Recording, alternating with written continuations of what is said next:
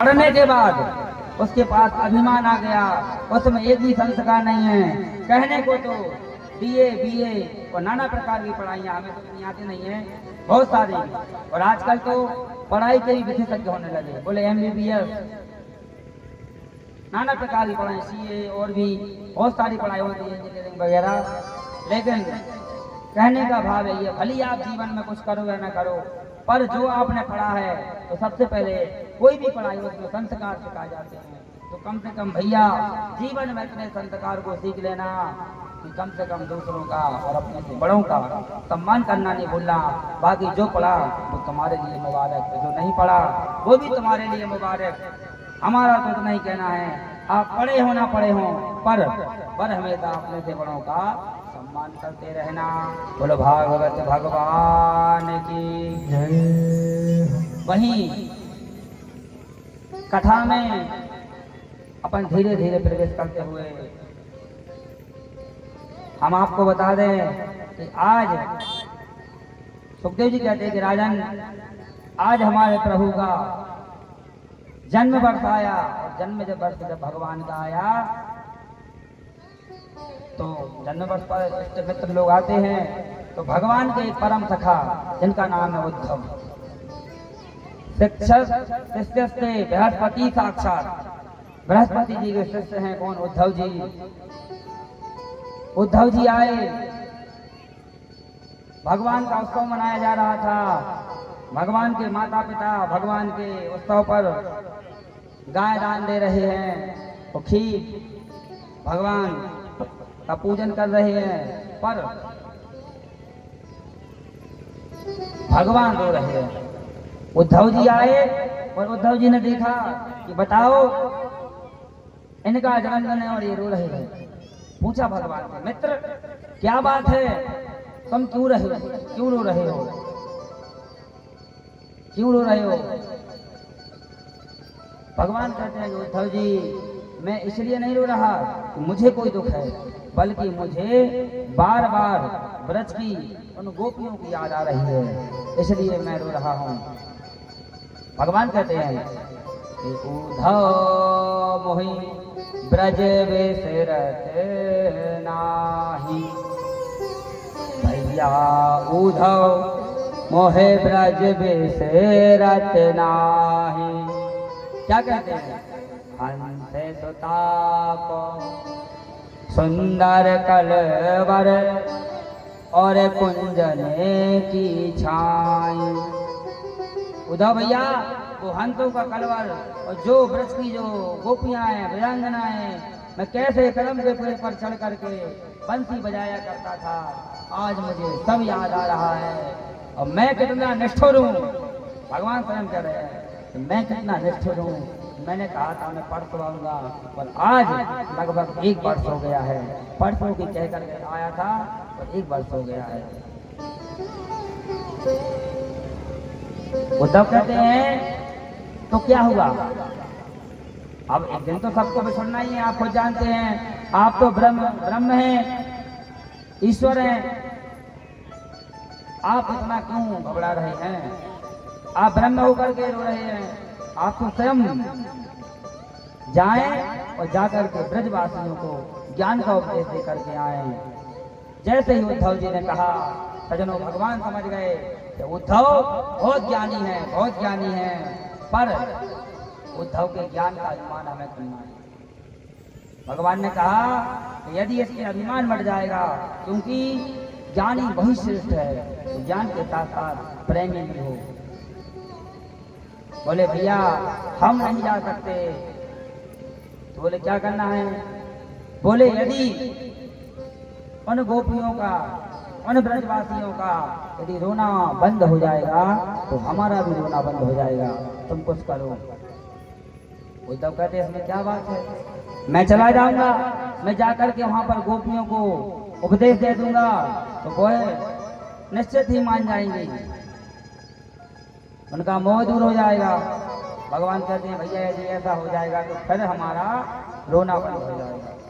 उद्धव जी भगवान के परम मित्र हैं और भगवान उद्धव जी के लिए भक्ति का रंग चढ़वाना चाहते हैं, क्योंकि व्यक्ति ज्ञानी तो हो जाए, पर ज्ञान के साथ साथ यदि उसके अंदर प्रेम हो जाए तो फिर कहना ही क्या। उद्धव जी कहते हैं भैया ठीक है मैं जाता हूं, लेकिन मैं जाऊंगा तो एक ही दिन में लौट करके आ जाऊंगा। ब्रजवासियों को ज्ञान का उपदेश कर करके मैं आ जाऊंगा, और मुझे पता है कि मैं जब उन्हें अपना ज्ञान दूंगा तो निश्चित ही उनका जो मोह है वो मोह भंग हो जाएगा। भगवान कहते हैं चले तो जाओ, अब ये तो उनके ऊपर है कि तुम एक दिन में आ रहे हो, कितने दिन में लौट कर आ रहे हो। उद्धव जी सज्जनों जा रहे हैं, और उद्धव जी ने कहा कि भैया पहले आप भोजन कर लो, उसके बाद हम जाते हैं। सज्जनों भगवान के लिए भोजन की थाली आई, और जैसे ही भगवान के लिए भोजन की थाली आई तो भोजन की थाली में देवकी मैया ने भगवान के लिए क्या पढ़ा माखन मिश्री। और जैसे ही भगवान ने माखन को देखा तो उन्हें फिर यशोदा मैया की याद आ गई, और भगवान फिर रोने लगे। बोले अब क्या हो गया, मैंने कह तो दिया है कि जा रहा हूँ। बोले भैया मुझे माँ यशोदा की याद भी आ रही है, जन माँ यशोदा ने मुझे पाला पोसा बड़ा किया, मुझे उनकी भी याद आ रही है। बोले क्या करें। बोले आप एक काम करते जाना, मेरी मैया जो देवकी है उस देवकी से कह देना कि मैया मेरे लिए थाली में कभी भी माखन नहीं परोसना, क्योंकि जब जब वो माखन मुझे रखेगी तब तब मुझे अपनी मैया यशोदा की याद आ जाएगी। बोले ठीक है नहीं कहेंगे।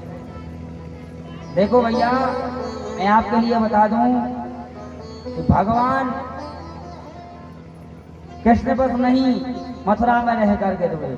मानस में आपने देखा होगा, रामचरितमानस में जब भगवान राम वन में गए तो वही भी लिखा है मानस में कि जब जब राम आवाजे तो दिकाराए, तब तब बारे बिलोचन भराए, सुमेरी माते परिजन भाई। राम जी को बार बार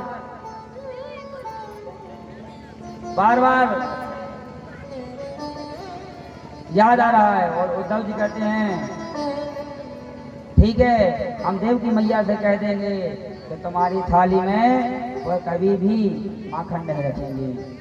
तब उद्धव जी सजनों भगवान की वह काली कमरिया उड़ करके और भगवान के रथ पर बैठ करके जा रहे हैं।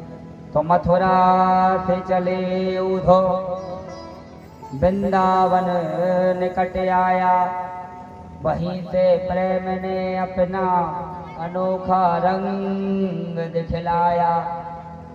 उलझ कर वस्त्र कांटों में लगे उधो को समझाने, तुम्हारा ज्ञान पर्दा फाड़ देंगे ये प्रेम दीवाने, तुम्हारा ज्ञान पर्दा फाड़ देंगे ये प्रेम दीवाने। आप लोग को बताऊं कि जो प्रेम की नगरी होती है और जो भक्ति की नगरी होती है उसका सीधा साफ आप लोग ये समझें। जब लोग आप घर से आते हैं तो आपके मन में किसी ना किसी प्रकार का मन में कुछ ना कुछ दिमाग आपका चलता रहता है, लेकिन जैसे ही आप कथा पंडाल में आते हैं, कोई सत्संग में जाते हैं, तब आपके मन में ऑटोमेटिक प्रेम की खिलोर उठने लगती हैं। क्यों उठती हैं? क्योंकि जहाँ पर भी भगवान का निवास रहता है, वास रहता है, वहाँ पर प्रेम अपने आप प्रकट हो जाता है। जैसे ही उद्धव जी गए तो उद्धव जी के हृदय में प्रेम जागृत होने लगा, तो सीधे उद्धव जी ने अपना दिमाग थपथपाया कि आखिर ये हमारे दिमाग में क्या हो रहा है, हमारे अंदर प्रेम कैसे आ रहा है। उद्धव सोचते हैं कि मेरे मन में आकर हो क्या रहा है, मैं तो ज्ञानी था, मेरे अंदर ये प्रेम का संचार क्यों हो रहा है। लेकिन फिर भी उद्धव जी ने अपने जो ज्ञान का थैला था उसको बार बार के खोल रहे हैं। जैसे ही उद्धव जी रजनों मथुरा नगरी में पहुंचे, तो मथुरा नगरी में पहुंचे तो उन्होंने देखा कि बहुत सारी गोपियां यमुना जी के किनारे बैठी हैं और उद्धव जी वहां एक झाड़ियों के पास में छुप गए और छुप करके देख रहे हैं। क्या देख रहे हैं उद्धव जी कि वहीं से नारद जी महाराज निकले। नारद जी महाराज ने जैसे ही देखा कि यहाँ तो गोपियों का झुंड है, आगे बढ़े और जैसे ही आगे बढ़े तो एक गोपी ने नारद बाबा को रोका। कहा, रे नारद जी रुकिए तो, ओ नारद बाबा रुकिए तो। नारद जी गए, कहा गोपी कहो क्या बात है। बोले नारद जी से गोपी ने कहा कि बाबा हम आपसे केवल एक निवेदन करना चाहते हैं। बोले क्या। बोले आप तो नारदो देव दर्शना, जिसको भी आपने दर्शन दिया उसके लिए भगवान मिले, और जिसको भी जो संसार रहा, जिसका जो कष्ट रहा, आपने सबका दूर कष्ट किया। नारद जी से कहा कि बाबा आप हमारा एक कष्ट दूर कर दीजिए। बोले क्या। बोले हमारे दिमाग में जो नंद का लाला बैठ गया है, आप उसके लिए निकाल दीजिए।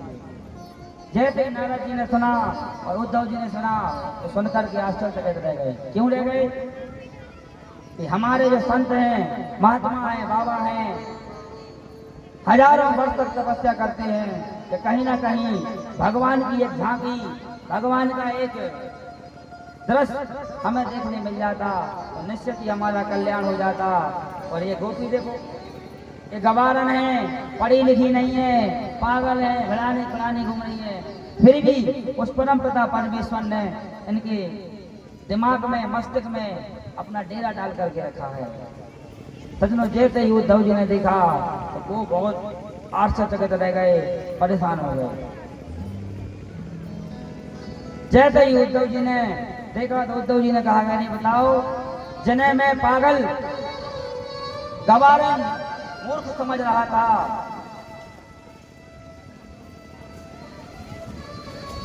उनके दिमाग में तो भगवान ने डेरा डाल कर रखा है। वंदे नंद भज श्री राम पादरेणो विक्षिताम या कथो गीतम पुनाति भुवनत्रयम्। उद्धव जी ने जैसे ही देखा, उद्धव जी ने कहा कि अरे मुझे तो आज चला पता। जैसे धीरे धीरे गोपियों की बातें सुनी, उद्धव जी का ज्ञान का जो पर्दा था वो टूट गया।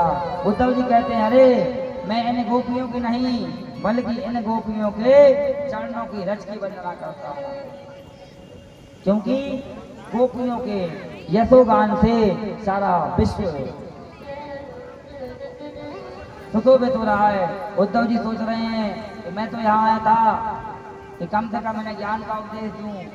तब फिर भी उद्धव जी ने सोचा कि जब मैं यहाँ पर आया हूँ तो थोड़ा बहुत अपना ज्ञान बगरा लूं। तो उद्धव जी गए और जा करके देखा तो एक जगह बहुत सारी गोपी बैठी हैं, श्री राधे रानी जी बीच में बैठी हैं। उद्धव जी वहां पहुंच गए। उन्होंने कहा कि यदि गोपी बताओ तुम लोग क्यों रो रही हो, तुम्हारे रोने का कारण क्या है। बोले हमारे रोने का कारण है वो कृष्ण। बोले कौन कृष्ण। बोले वो कृष्ण जो परमात्मा है, जो कण कण में बैठा है, तुम उनके लिए क्यों रो रही हो। वो तो ब्रह्म है, यत्र यत्र मनोवाची तत्र तत्र ब्रह्मा। बोले वो कहाँ नहीं है, वो हर जगह है, तो उनके लिए क्यों इतना परेशान हो रही हो। वो भी जैसे ही सुना, वो भी सुन करके आश्चर्यचकित हो गई। उद्धव जी कहते हैं कि परमात्मा तो हर जगह है, आकर तुम लोग क्यों रो रही हो। उद्धव बोलते जा रहे हैं, बोलते जा रहे हैं, अपना ज्ञान बगराते जा रहे हैं। तब उन गोपियों में से एक गोपी कहती कि उद्धव जी चलो ठीक है, जब तुम्हारी बात खत्म हो जाए तो हमारी बात भी सुन लेना। इधर उद्धव जी की बात समाप्त हुई। कहाँ गोपी बताओ क्या है तुम्हारा, तुम्हारे मन में क्या है। तब गोपी कहते कि हे उद्धव जी आप हमारा एक निवेदन सुने। उद्धव जी की बात पूरी हुई। तब बताया कि तुम कह रहे कि वो ब्रह्म है, ईश्वर है, परमात्मा है, मैंने मान लिया, पर तुम ये बताओ क्या तुम्हारा वो है ईश्वर हमारा गोबर उठवा सकता है, हमारे साथ माखन चला सकता है, हमारे साथ खेल सकता है, हमारी गैया चला सकता है। गोपी बोलती जा रही है, बोले तुम्हारा वो व्यापक ब्रह्म क्या कर सकता है, ये सब काम कर सकता है। उद्धव जी बोले नहीं। तो बोले फिर उस ब्रह्म की हमें जरूरत नहीं है, हमें तो हमारा वही ब्रह्म चाहिए जो हमारे साथ खेले, हमारी बात को सुने और हम उसकी बात को सुने, हमारे दिल की बात को वो सुने और उसकी दिल की बात को हम सुने। ऐसे परमात्मा की हमें आवश्यकता है, ऐसे व्यापक ब्रह्म की हमें किसी प्रकार की कोई आवश्यकता नहीं है।